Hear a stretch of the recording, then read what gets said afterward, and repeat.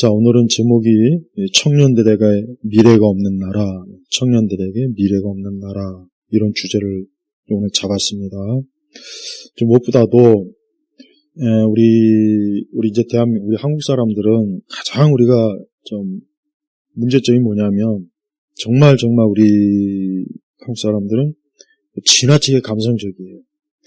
이게 주변에 같은 동양권이라도 일본 사람이나 중국 사람보다 그다음에 동남아보다 훨씬 더 심해요.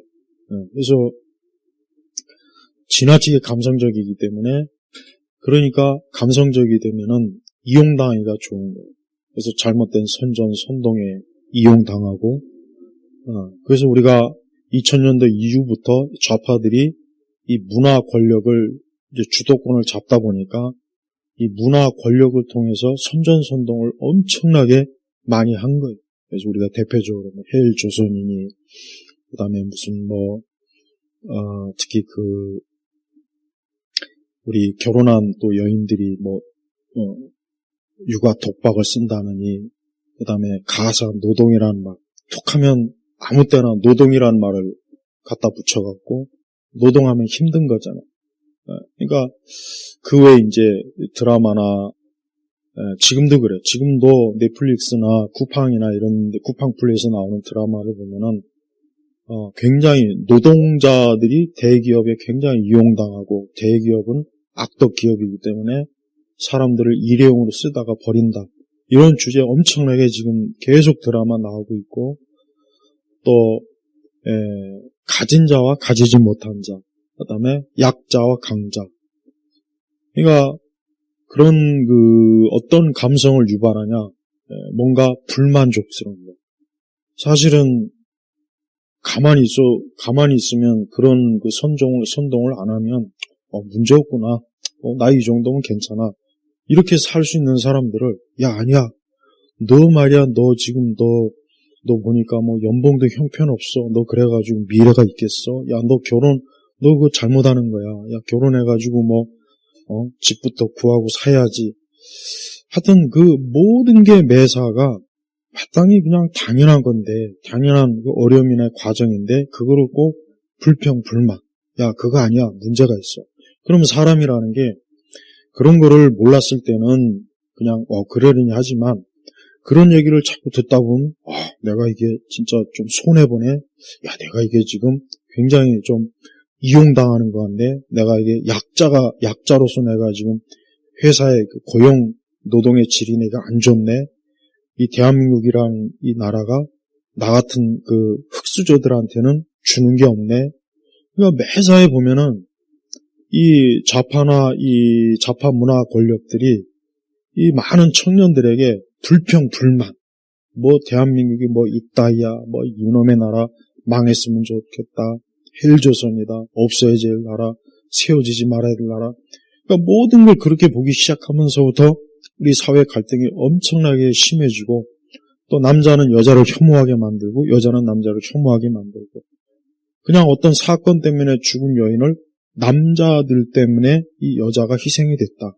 이런 식으로 한참 메갈 논쟁 여러분 알죠? 몇 년 전에 봐요. 그러니까 뭐든지 특히 청년 세대가 2000년대 이후에 그런 식의 선동, 감성적 선동을 이 문화 권력자들이 각종 드라마, 노래, 여러 어떤 사회적 현상을 가지고 그걸 했단 말이에요. 그러니까 거기에 너무 오랜 동안 이제 노출되다 보니까 이젠 세상을 무조건 삐뚤어 보는 거예요. 무조건 삐뚤어 보면서 마치 그게 개념 있는 사람.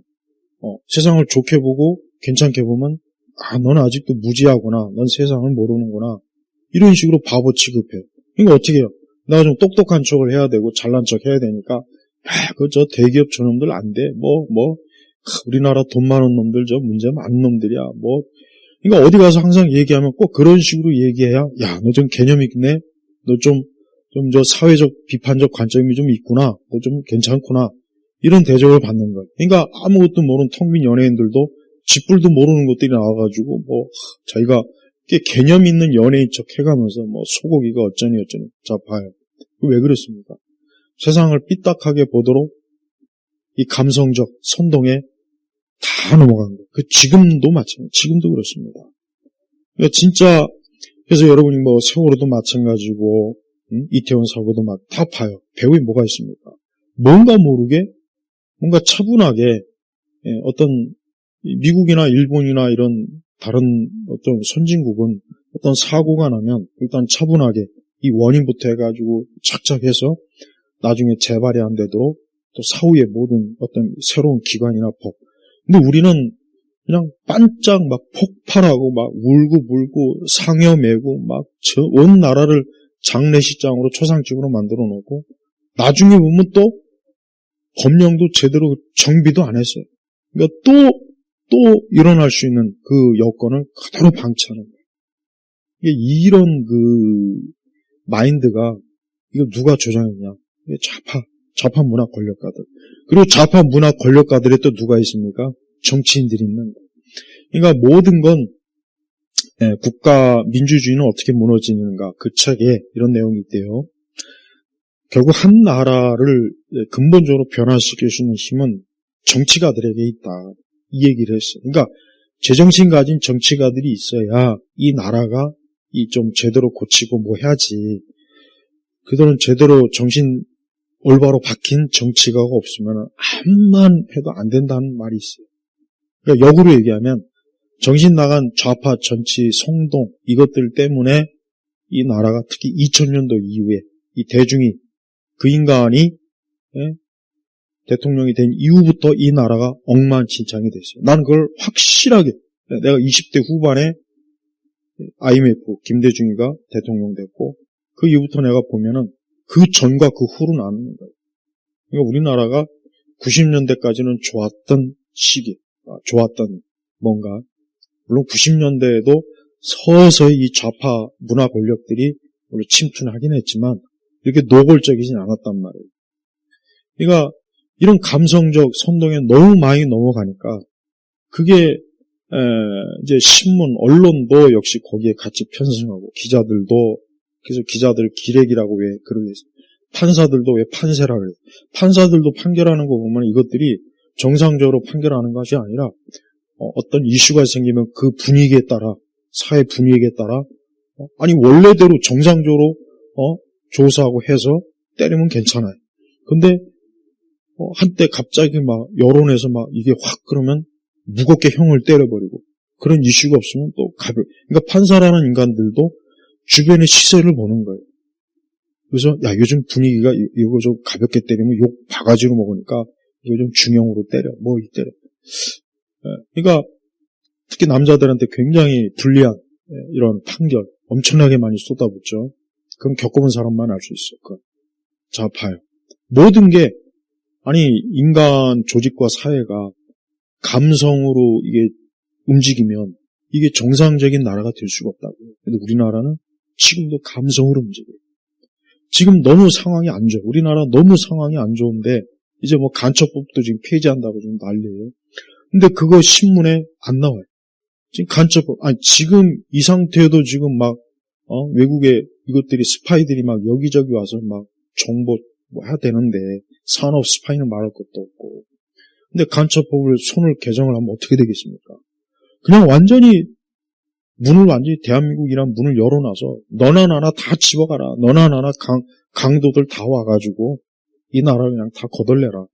지금 이거 하자는 거예요. 그렇게 간첩법 제대로 제정해서 중국이나 북한이나 이것들 그렇게 하자고 해도 그걸 안 하겠다고 버팅기는 이제 좌파들, 그 배후 세력들. 그런데도 그게 통해요. 왜? 하도 이성이 아닌 감성으로 뭉쳐졌기 때문에. 전라도에서 제일 큰 건물이 뭐예요? 김대중 기념 그 큰 건물하고 그다음에 또 뭐가 있나? 여러분 전라도가 왜 발전이 없습니까? 맨날 재래시장. 그러니까 주말만 되면 젊은 애들이 그 쇼핑 코스트코 대전에 있는 이런 데 가서 쇼핑하죠. 아니 그 정도 되는 도시에 대형 쇼핑몰이 없어요.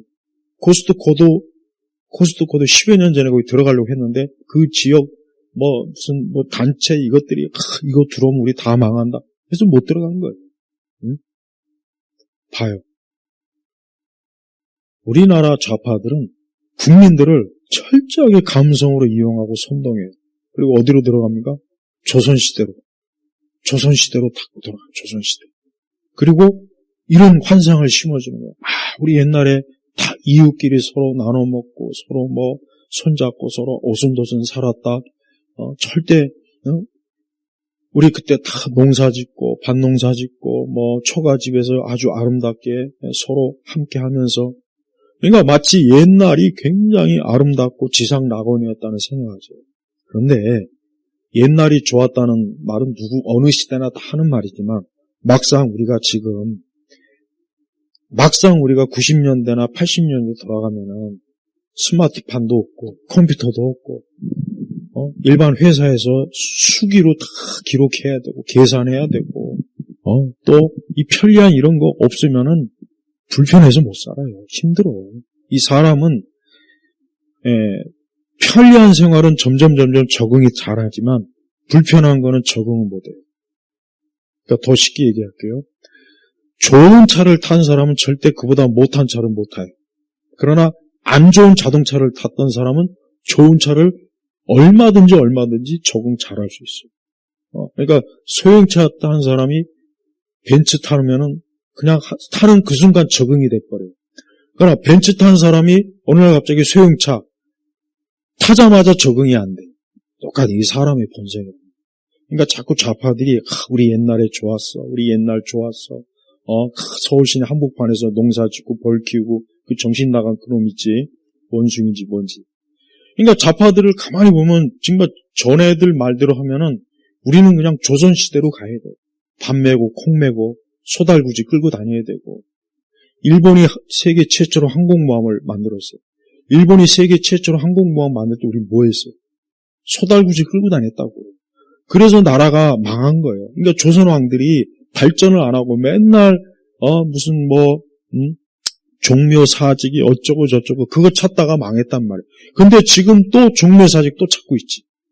세운상가 개발 좀 하자니까 일본의 롯본기나 이런 데처럼 좀 굉장히 세련되게 도시를 잘 개발해서 얼마나 관광객이 거기 많이 가요.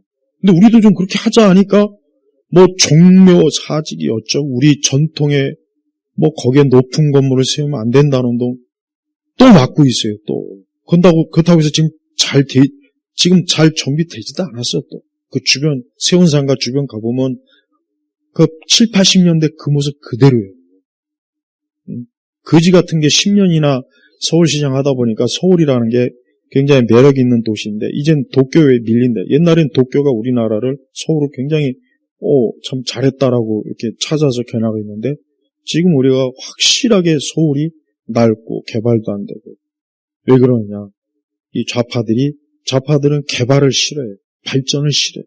항상 옛날로 묶어둬야 자기들이 늘 헤쳐먹을 수 있고 자기들이 늘 이 일반 대중들을 원숭이처럼 부려먹을 수 있는 거예요. 전두환 정권에 대해서 전두환 정권은 스포츠나 오락 방송 이런 걸 통해서 국민들을 우민화시킨다. 그래? 근데 왜 지금 맨날 야구장 왜 가? 전두환을 욕하는 인간들이 제일 전두환 대통령이 만들어 온 체제를 가장 이용을 잘해요. 가장. 맨날 한강 가서 놀고 있지, 야구장 가 있지, 프로축구에 가 있지, 영화, 극장 이런 매스미디어에게 즐기지. 그러니까 전두환을 그렇게 욕하면서, 전두환 욕하면 인터넷도 쓰지 마. 인터넷 쓰면 안 돼. 전두환 대통령이 인터넷 기본을 다 깔아놓은 거예요. 그래서 나중에 거기 바탕에서 우리나라가 인터넷 강국이 된 거예요. 전두환 대통령이 80년대 인터넷 그걸 안 했으면 삼성도 인터넷 반도체 못했을 거란 말이에요.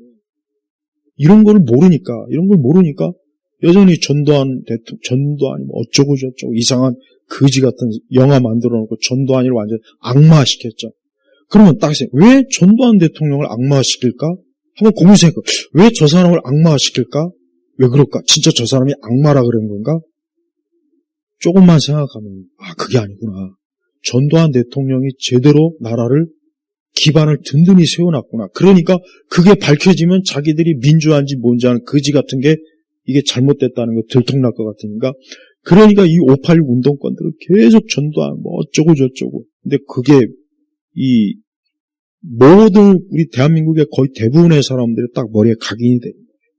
그래서 내가 보니까 진짜 우파는 전두환 대통령까지 인정해야 돼. 근데 내가 우파 유튜브를 가만히 어찌 들어보면은 이승만 박정희 대통령을 얘기를 하는데 전두환 대통령에 대해서는 얘기를 안 하려고 그래. 왜? 혹시 그거 얘기하면 자기가 또 그러니까 난 그 사람이 진정한 우파라고 내가 안 봐요. 진정한 우파는 전두환 대통령 인정해야 돼. 그거 인정 안 하면 그 사람은 가짜. 아직 우파가 뭔지 모르는 거야. 대한민국의 가장 경제 발전의 초석. 우리나라가 선진국이 된 거는 전두환 대통령 때문에 된 거예요. 물론 박정희 대통령이 그 기반을 깔아준 건 맞는데 만약에 전두환 대통령이 필리핀의 마르코스처럼 개판 쳐버렸어 봐요. 우리는 그냥 딱 멈춰버려. 그래서 우리도 필리핀에 멈췄을 거란 말이에요. 근데 박정희 대통령의 그 기반에 그대로 이어서 새로운 먹거리, 반도체. 아, 그래? 그래서 전두환 대통령이 반도체를 밀어붙인 거예요. 그래서 삼성이 하게 된 거고. 그러니까 이런 걸 모르니까 맨날 전두환 욕하고 전두환이 어쩌고. 지금 70대, 80대 어른한테 다 물어봐요. 전두환 시대가 얼마나 다 살기 좋았다 그래서. 네, 물가 안정됐지, 집값 싸지, 자기 월급 갖고도 충분히 가정을 굳이 여성들이 직업 안 가져도 되고, 그리고 안전하고, 근데 왜 그 시대를 자꾸 군부, 나는 군부 독재라는 말을 쓰는 이 우파들 보면 확 그냥 어디서 확 욕이 나와. 야, 무슨 군부 독재야, 우파가. 군부 독재가 어딨어요. 그 사람들이 엘리트란 말이야. 그 당시 5.16부터 해가지고 우리나라 군인들이 당시에 가장 엘리트였어. 왜? 미국 유학 갔다 왔죠. 미국의 선진 행정 배워했죠. 이 군대라고 하는 게 그냥 무식한 사람들이 아니에요. 그 군대를 움직이려면 엄청난 행정력, 기술 이런 것들이 종합적으로 해야 돼. 근데 그거를 그대로 사회로 끌어온 거란 말이에요. 그래서 우리나라가 발전한 거예요. 근데 그걸 모르고 군부 독재가 어쩌고 저쩌고. 그러니까 봐요. 좀 이성적으로 생각해야 되는데 항상 감성, 뭐든지 감성. 근데 그게 법에도 들어오지, 행정에도 들어오지, 언론에도 들어오지, 모든 스포츠에도 들어오지. 스포츠도 보면은 우리나라 스포츠는 가면 갈수록 뭔가 예전에 스포츠는 뭔가 딱 이게 참 뭔가 체계가 잡혔는데 가면 갈수록 우리나라 스포츠도 봐 이상하잖아. 뭔가 뒤죽박죽하고 능력도 없는 게 막 감독되고 축구 행정도 엉망진창이 되고 이것들이 완전히 막 왜 그러냐. 축구 이런 진영에도 이 좌파들이 들어가서 다 지금 깽판 치고 있는 거예요. 그래서 모든 사회 문제, 모든 악의 근원은 이 좌파이죠. 좌익, 이 사회주의 공산주의자들. 지금 읍면동 이 지역의 주민자치, 이거 전부 다 주사파들이죠. 이게 진짜 제일 무서운 거예요, 이것들이 지금 읍면동 전부 주민자치제 해가지고, 어떤 전문가가 얘기하죠. 이거 전부 다 주사파들이라고 이것들. 이것들이 결국 대한민국 전역을 다 세포화시켜가지고, 철저하게 지역마다 다 이제 감시체계로 만들어서 그 지역의 모든 행정을 딱 거머쥐어갖고, 그 지역을 완전히, 점령하는 그런 시스템으로 지금 우리가 지금 돼 있어요. 지금 돼 있다고 지금. 되고 있다고.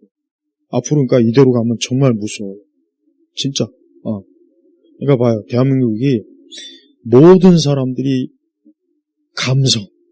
그래서 내가 왜 우리 교회를 내가 보면은 내가 왜 CCM이나 이런 거 안 하는 이유 중에 여러 가지 신학적인 이유도 있지만 CCM이나 이런 거 하면은 교인 성도들이 감성적이 돼버려요. 그래서 교리에 대한 분별이 없어요. 말씀에 대한 분별이 없는 거야. 그냥 막 괜히 막 울려주고 웃겨주고 뭔가 신비한 얘기하면 뭔가 막 하나님이 역사하는 것 같고 막 성령이 임재하는 것 같고 막 왜 그러냐? 교회도 감성이 지배하니까. 그러니까 맨날 인기 있는 설교자들이 어떤 설교자들이 맨날 웃기는 설교자. 뭐 갑자기 괜히 막 울컥하게 만드는 뭐 간증을 한다거나 무슨 밑도 끝도 없는 뭐 하나님이 뭐 천사가 막 지난밤에 내 꿈에 보여줬는데 막 하늘에서 막 하늘의 문이 열려가지고 막 하늘에 뭐 새 예루살렘이 내려온 걸 봤는데 거기에 내가 있다라는 둥, 너는 없는데 나는 있다고 그러는 둥. 근데 이게 먹힌다고요. 내가 그렇게 목회했으면 난 아마 1000명도 더 있을 것 같아. 내가 있으면. 근데 교회도 감성, 교육에도 감성이 들어요. 어린아이들한테 수학, 영어 이거 철저히 가르쳐야 되는데 무슨 어린아이들에게 그런, 어린아이들이 뭐 감수성을 개발한다고 맨날 공부할 시간에 밖에 나가서 애들 데리고 다니면서 이상한 무슨 체험학습이니 뭐 이따위 짓을 해요. 그 다음에 그러면서 아이의 실력이 도대체 어떻게 되는지를 이게 객관적으로 알 수가 없어. 왜? 그런 거를 서로 알리면 서로 불평등을 조장하니까. 아주 예전에는 내가 중학교 때나 우리 때는 등수대로 안 쳤어요. 등수대로. 시험만 치면 1등 여기, 2등 여기. 시험만 치면 이게 바뀌는 거야. 그러면 이게 어떻게 보면은 어떻게 너무 지나친 거 아니냐. 근데 그게 나아요. 그래야 내가 이거 이렇게 공부해갖고는 맨날 저 뒷자리만 앉아있거나 안 되겠다. 조금이라도 자극을 줘서 공부를 하게 만들어야지.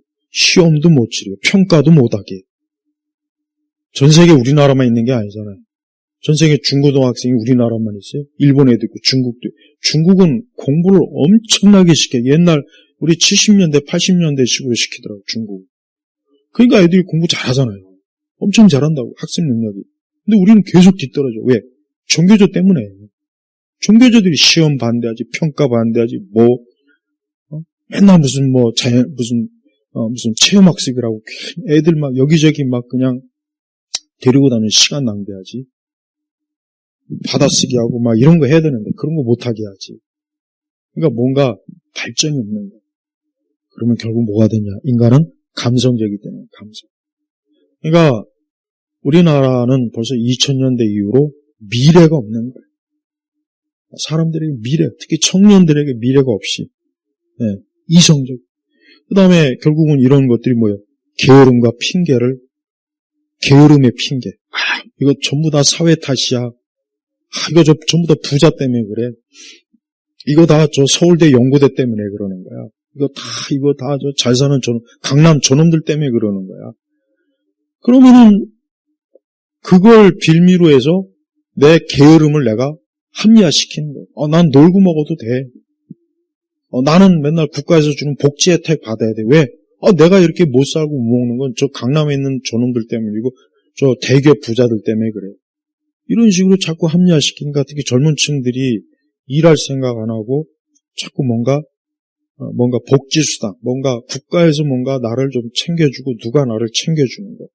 일 몇 개월 하다가 강제로 잘려갖고 국가에서 이렇게 받아먹는 거. 그걸 아주 이제는 의도적으로 조장을 해요.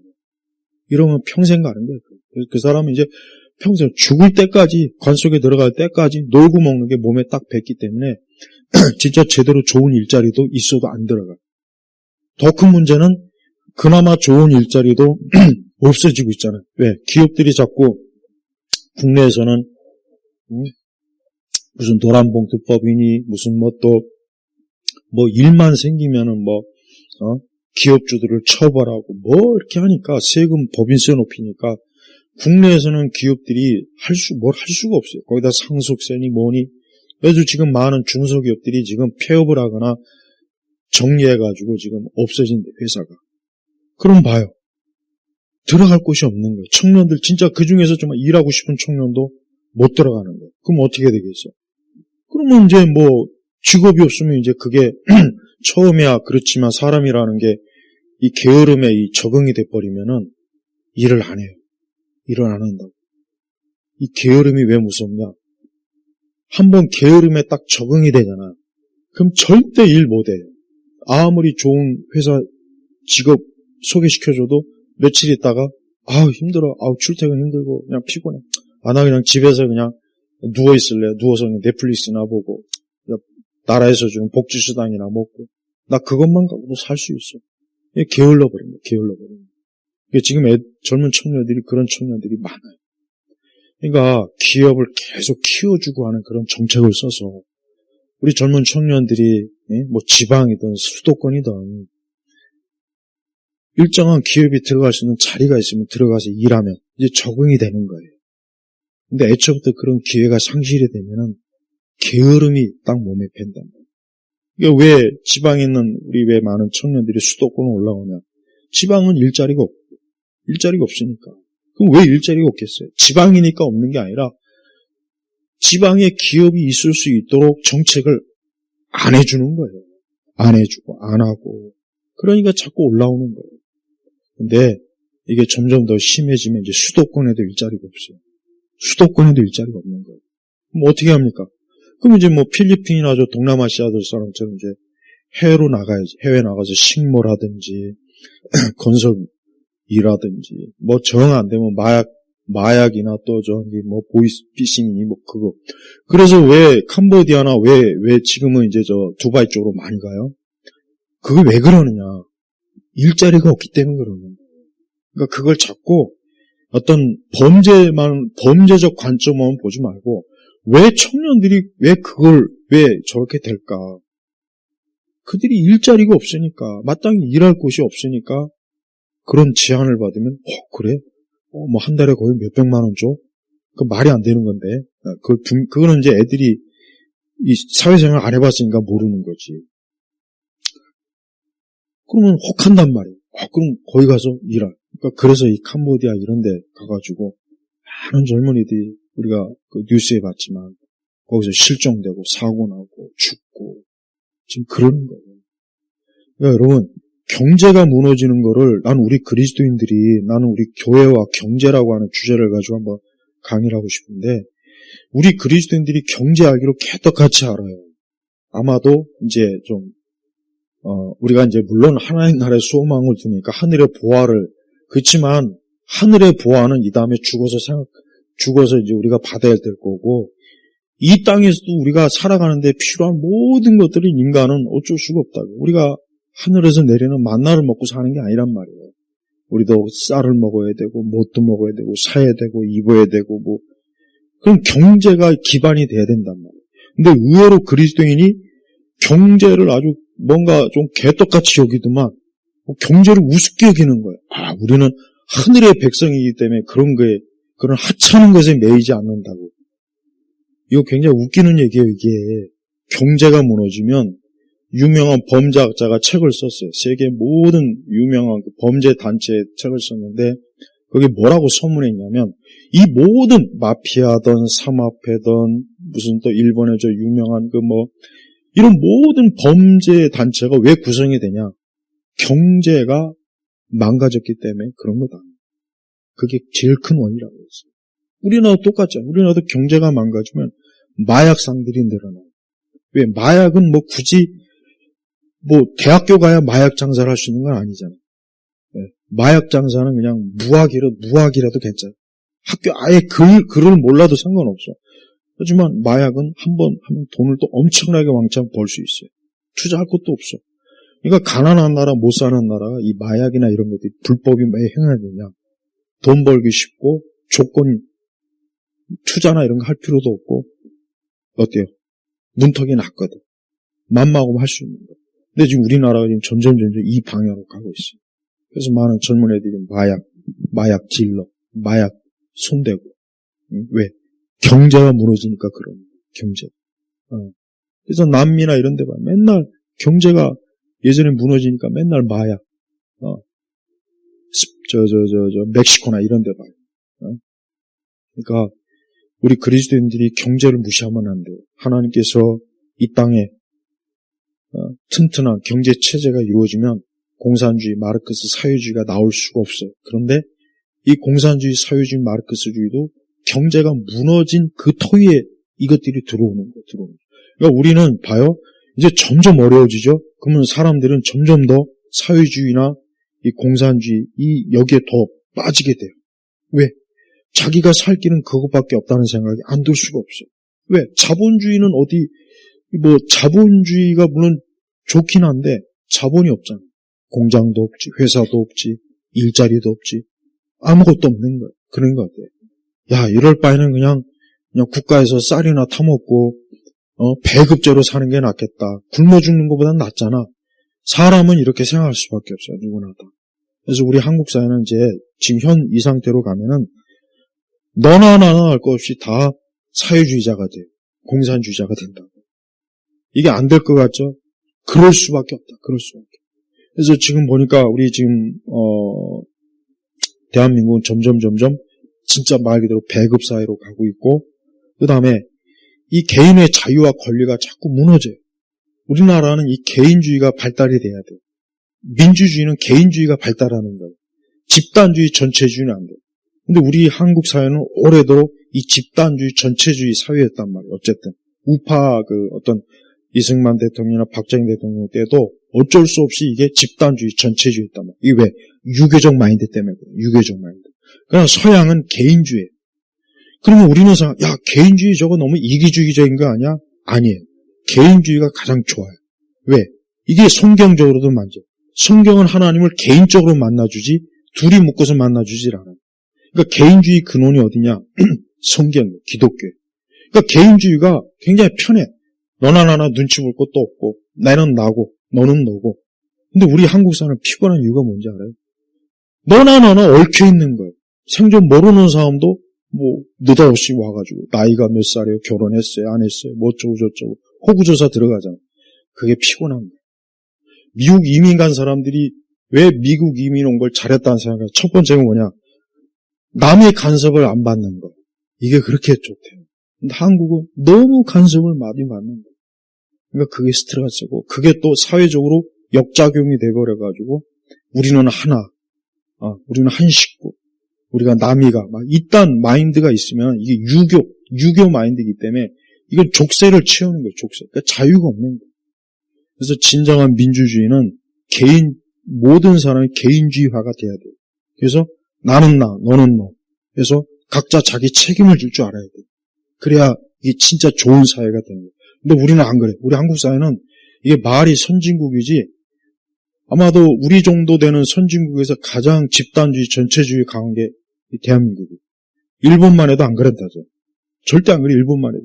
일본은 아무리 오래 지내도 개인 그렇게 쉽게 개인 연락처도 이것도 쉽게 교환 안 한다고 하더라고요. 이게 이 정도로 그러니까 일본이 사람들이 스트레스 안 받아요. 신경 안 쓰고. 근데 우리는 안 그래요. 우리는 너무 신경 많이 써요. 우리는 너무 보는 눈이 신경 많이 쓰는 거예요. 그리고 교회도 우리나라 교회는 유교. 우리나라는 어떤 교회냐? 유교와 기복주의가 딱 결합된 기독교예요. 우리 한국 교회. 딱 이 두 가지가 결합됐어요. 우리나라 기독교. 그러니까 이게 물론 어느 시대나 교회가 어떤 나라로 가면 그 민족의 어떤 게 영향을 받긴 해요. 그래서 한국적 교회, 일본적 교회, 미국적 기독 이건 있지만 우리 한국은 이게 유교주의적 그다음에 무속적 기독교가 돼가지고 이게 점점 가면 갈수록 기독교의 본래적인 것들이 이제 점점 사라지고 그런 껍데기들이 이제는 주인 행세를 하게 된 거예요. 내가 그래서 교회를 보면은 야 이거는 기독교가 아닌데 내가 오래전부터 난 십몇 년 전부터 이거는 기독교가 아닌데 하는 생각을 하는 이유가 뭐냐? 이거 성경에 없는 걸 가지고 자꾸 들이대니까. 근데 그걸 기독교랑 껍데기 무늬를 쓰는 거예요. 그래서 우리 대한민국은 우리나라 교회는 교회까지도 유교주의적, 무속주의적, 집단주의, 전체주의적 그 마인드가 강해요. 그래서 교회도 너무 막 지나치게 막 교회인을 묶어놓는 스타일, 구역으로 묶이고 뭐로 묶이고 그러니까 피곤해. 솔직히 피곤해. 그래서 웬만하면 이제 교회도 좀 개인주의화해야 돼요. 내가 하나님을 잘 믿는 게 중요한 거지 내 옆 사람이 보조 맞출 필요 없어요. 그럼 교회는 이 사람이 하나님을 잘 믿도록 인도해 주면 되는 거예요. 근데 보면 맨날 무슨 제자 훈련한대. 모여가지고 모여서 경배야 차냐고 모여서 그게 마치 이제 성경에는 모이기를 피하지 말라는 말로 오해를 하더라고. 그 얘기가 아니라 우리가 하나님 앞에 개인적으로 내 신앙이 올바라야 되는 거지. 모인다고 해서 그게 하나님 보기에 좋은 건 아니잖아요. 이스라엘 백성들이 그렇게 모여있지만 두 사람 빼고는 다 어때요? 가나안에 못 들어갔어요. 왜 그걸 생각 못 할까? 그러니까 우리 교회 다니는 분들도 똑바로 알아야 돼요. 내 옆 사람 믿음 덕분에 내가 천국 가는 게 아니야. 내가 제대로 믿어야 천국 가는 거예요. 목사님 때문에 천국 가는 게 아니고 우리 구역장 때문에 천국 가는 것도 아니고 우리 순인지 뭔지 아는 것도 이상한 CCC 출신들 보면 꼭 교회 보면 구역을 얘기 안 하면 무슨 순이니 어쩌니 무슨 대나무 순도 아니고 목장 또 무슨 맨날 목장 목장이라는 것도 딱 보면은 성경적 마인드 같지만 목장도 하나의 집단주의잖아요. 집단주의라고. 그러니까 교회도 우리나라 교회가 내가 왜 이 좌파나 사회주의가 교회가 많이 무리든가 가만히 생각해 보니까 교회가 이게 유교주의 그다음에 샤머니즘에다가 집단주의 전체적인 마인드가 딱 있는 거예요. 그러니 뭐 좌파들이 얼마나 이용해 먹기 좋아요. 그러니까 성도들은 각자 자기가 성경적 신앙으로 자기가 신앙생활 잘하는 게 중요하지 내 옆 사람 이렇게 눈치 보지 말란 말이에요. 보조 맞추면서 신앙생활 하지 말고 내가 제대로 된 그리스도인이 돼서 교회 나오는 게 중요한 거예요. 근데 보면은 항상 어느 교회나 보면 다 평균으로 다 그냥 끊어먹게 평균. 그러니까 거기에 들어가야 이제 내가 교인인 것 같고 믿는 자 같아요. 그러니까 교회도 그런다니까. 그러니까 우리 사회가 그렇다고. 그러니까 우리 사회도 항상 어디 가면 딱 거기에 맞춰야 돼. 이게 안 맞추면은 너는 왜 이렇게 조직에 이렇게 맞지 않느냐? 너는 사회성이 없다. 너는 뭐 어쩌고 저쩌고 선후배로 몰라본다.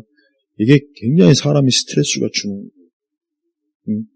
그러니까 우리 대한민국은 전 국민이 국가가 우상이 돼가지고 이 국가라고 하는 이 가두리 양식장에 이 좌파들이 엄청난 감성이라고 하는 그 양념을 그냥 엄청 뿌려대서 거기서 지금 이 대한민국이 지금 오늘 이 지경 이 모양으로 온 거예요. 지금 이 정권이 지금 얼마나 나라를 완전히 다 거덜내고 있는데 국민연금도 지금 다 거덜내고 있지. 간첩법 개정한다 그러지. 회사 다 문 닫게 지금 만드는 법 유지하고 있지. 상속세, 증여세, 그 다음에 집을 짓지 않았고 계속 전세, 월세, 막 이게 집값 올려놓지. 또 그것도 우리나라 사람은 못 사게 또 제한해놓지. 봐요. 이게 다 왜 그럽니까? 이렇게 해도 문제가 없어. 왜? 그동안 우리가 충분히 손동질을 해놨기 때문에 제대로 머리가 깬 사람은 별로 없어. 그러니까 걱정할 거 없어. 저들은 원숭이야. 저 국민들은 원숭이니까 그냥 약간 좀 불만스럽다 보면 이제 바나나 몇 개씩 더 주는 거죠. 그래서 복지기금 20만 원, 10만 원씩 잠깐 난리치면 그때 딱 주는 거. 이런 식으로 이 대한민국이 어때요? 망가져요. 그러니까 조선으로 후퇴했어. 조선. 그래서 나는 이런 생각을 해. 야, 지금 여기는 조선이다. 조선이다. 이씨 왕조만 없을 뿐이지 이 공산주의 사유주의자들이 벌써 이씨 왕조 못지않은 왕국을 이 좌파들이 건설하고 그 다음에 이 국회의원들이 이것들이 옛날식으로 양반이에요. 그 다음에 이제 야당과 여당은 동인, 서인 이렇게 또 지들끼리 박터지게 싸우고 그다음 나머지는 뭐야? 나머지는 그냥 뭐 노비 아니면 노비보다 좀 나은 양인들, 중인들. 그보다 더 밑바닥은 그냥 백정 이게 진짜 그래요. 이렇게 얘기하면 기분 나쁘겠지만 우리나라 구조가 지금 이렇게 간다 이렇게. 그래서 우리 그리스도인들은 지금 이런 상황을 볼 때 하나님 나라와 정말 맞지 않는 거예요. 성경과 맞지 않고 개인은 없고 집단이 여전히 있고 그 다음에 이 나라 자체가 인간이 기본적으로 이성적 그 딱 관점에서 이 세상을 바라봐야 되는데 감성으로 모든 걸 바라보다 보니까 이성이 없는 그냥 하나의 그 짐승떼들이 돼버린 거예요. 아무리 좋은 스마트폰, 아무리 좋은 옷을 입고 케이팝을 누려도 그 마인드 자체가 어때요? 유교적 마인드, 노예 마인드, 집단주의, 전체주의 마인드들이 딱 차있기 때문에 어때요? 발전이 없는 거예요. 점점 더 후퇴하고 있어요. 점점 더. 우리가 이런 것들을 왜 알아야 되느냐? 아까 내가 그리스도인에 대해 얘기했죠.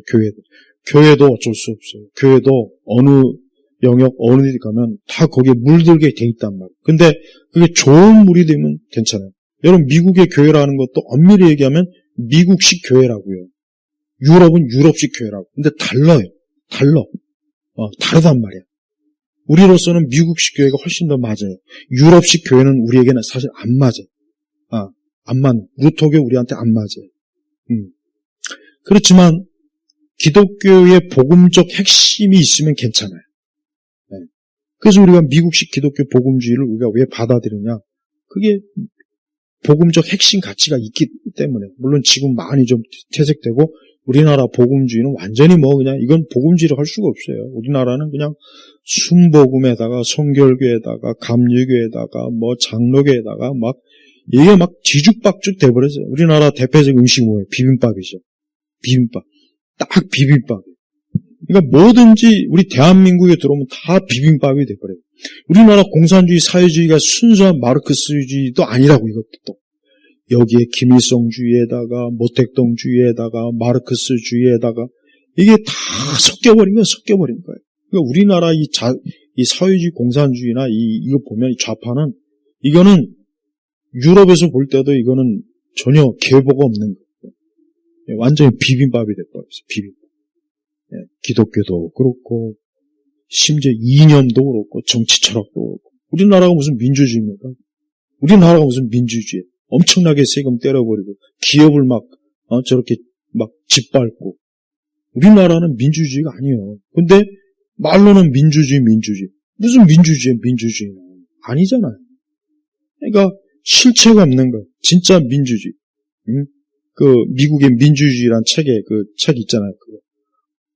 그런 민주주의하고는 우리는 거리가 멀다고. 또 영국의 민주주의하고도 우리하고 거리가 멀어요. 근데 우리는 자꾸 민주주의라고. 민주주의가 아닌데. 우리나라는 사실 공산주의, 사회주의. 진짜 엄청나게 세금으로 때려받고, 응? 개인이 일단 자유가 없어지잖아요. 자기 개인의 사적 소유를 자꾸 제한하는 거, 이게 어떻게 민주주의입니까? 이것도 뭡니까? 이것도 문제랍니다. 그래서 오늘 우리 왜 청년들에게 미래가 없냐? 이런 것들이 있는데 우리 청년들에게 무슨 미래가 있겠냐고. 무슨 미래가 있겠냐고 한번 생각을 해봐. 아니 이런 것들이 산더미같이 지금 곳곳에 있는데 무슨 미래가 있냐고. 자꾸 대기업 쫓고, 그럼 대기업을 쪼이면 어떻게 돼요? 그럼 중소기업 힘들어지는 거예요. 중소기업 힘들어지면 어떻게 돼요? 우리나라 일자리의 80%는 어딥니까? 중소기업이에요.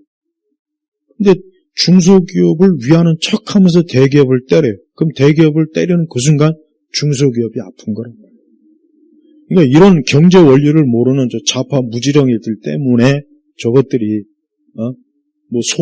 소득 주도 성당이라고 하는 정말 인류 역사상 최악의 경제 이론은 소득 주도 성장이에요. 그런 멍청한 엉터리 같은 경제 이론을 버젓이 하는데도 우리 대한민국의 경제학 교수들이 몇 명이에요. 경제학을 전공한 사람들이 몇 명이냐. 이 꾹 쳐다보고 가만히 있었잖아요. 근데 이명박 대통령 때도 IMF가 오려고 했을 때 이명박 대통령이 제대로 대처를 해서 오히려 우리는 더 좋게 위기를 넘겼어요. 경제를 아니까. 그러니까 좀 좋게 하려고 하면은 꼭 좌파들이 뒤에서 잡아 끌고 발을 잡고 발전을 못하게 만들어요. 만약에 우리나라가 좌파 대통령이 만약에 정치인들이 없었으면 우리나라는 지금 소득 한 5만 불 갈 수 있어요. 5만 불. 아마 5만 불에서 6만 불도 갈 수 있어요. 근데 맨날 선동질하고 맨날 광우병 틈만 나면 그냥 노재팬 틈만 나면 그냥 무슨 대기업 맨날 쥐어짜는 방송 드라마 그러니까 발전이 없는 거예요. 또 개인의 개성을 무시하고 항상 모든 걸 맞춰야 돼. 평균 맞춰야 된다. 그 다음에 좀 공부 잘하는 애들 더 공부 잘하게 더 좋은 영국이나 이런 이튼이나 미국의 사립학교도 얼마나 돈이 많이 들지만 공부 잘하는 애들을 딱 모아놔. 미국은 전체의 한 5% 정도만이 진짜 천재적인 공부를 잘해서 걔들이 미국을 이끌어가는 거예요. 모든 첨단 기술 걔들이 다 나온 거고.